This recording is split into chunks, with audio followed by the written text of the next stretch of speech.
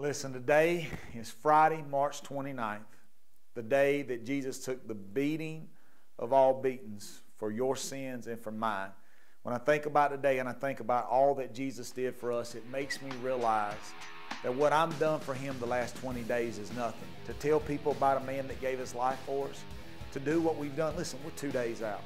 2 days out before we have the opportunity of a lifetime to get our friends, to get our families to come and experience the power of Easter Resurrection Sunday. Listen, I want to ask you to invite your friends. I want you to ask you to invite your family. Listen to me.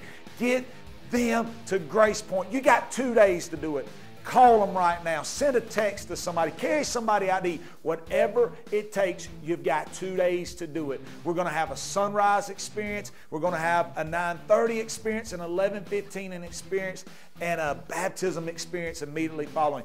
2 days. Tell everybody you know. Matter of fact, listen to me. We're having an experience tonight that you can come be a part of, a worship experience.